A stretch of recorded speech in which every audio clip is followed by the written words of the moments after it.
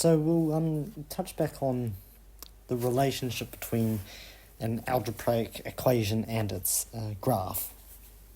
So essentially the graph is a plotting of all the points that satisfy the equation, i.e. for a function at least, for every x value, you'd plot a point at the x comma y value for that one, and then you do that for infinity, for every single point that you can do. And then there are, and so that's what a graph is, and that's a relationship between its algebraic equation. And additionally, when we do equations like when an expression equals something, for example, if you're doing the equation trying to do x squared minus 6x plus 9 equals 7, then what the equation is actually, what that will actually look like on the graph is you'll have your y equals x squared minus 6x plus 9, which would be a bit like that.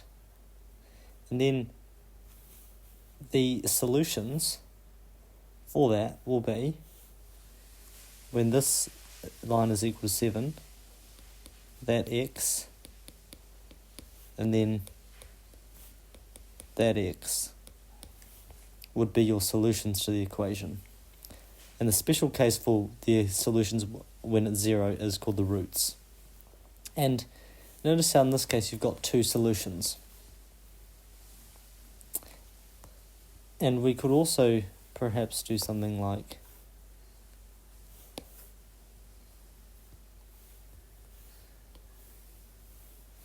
what might that be? That might be x minus 2 squared, maybe, minus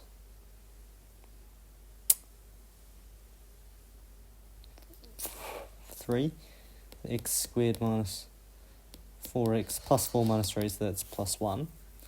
And then we wanted to see when it equals 2x plus 1. And then so we could do that equation. Just extend that up there. This concept of the equations being equal when their graphs cross over and intersect, I think should make sense. It's fairly intuitive, I think. Honestly, a bit like that. And again, we have two intersections. And there would be 2 points of intersections there. And how would we know that? Because if we shift this over to the left side, we get something like that. And then if we apply our discriminant, b squared minus 4 times a times 0, that's just 36, which is greater than 0. Therefore, there are two intersections. Also, when you have two things and you're trying to make them equal to each other, when you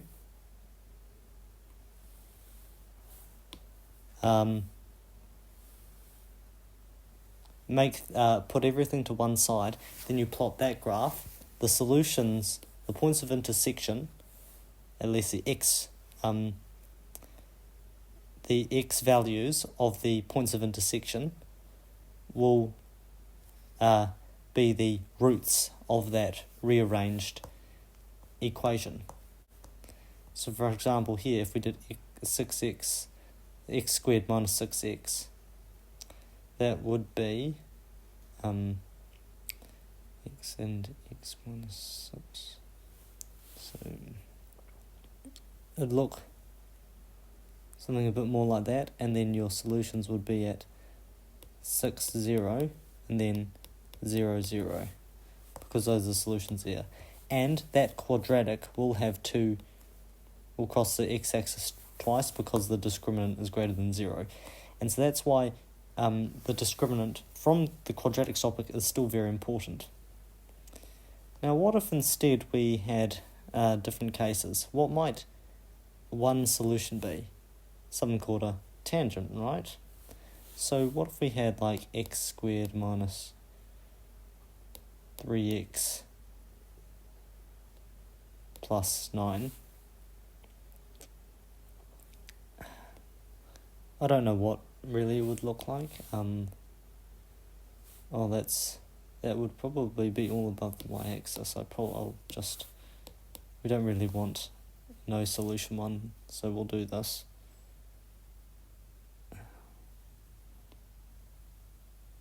It'll look roughly like that. We're not being entirely accurate here.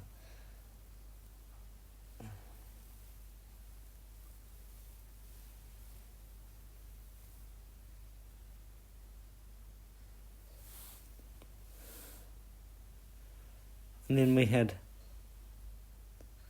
this line here.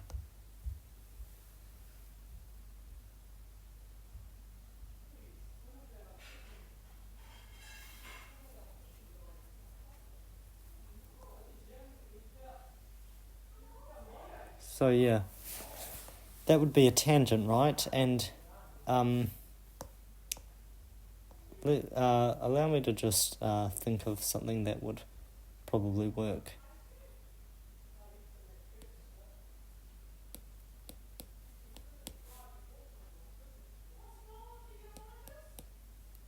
Something like that, minus 9x minus 18.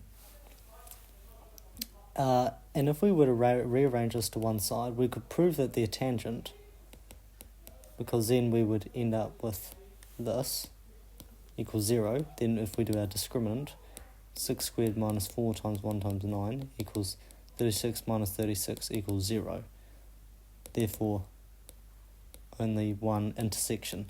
And when there's one intersection, we say that it's the line is tangent. And if you put the equation onto one side, you'd end up with a parabola that touches the x-axis once.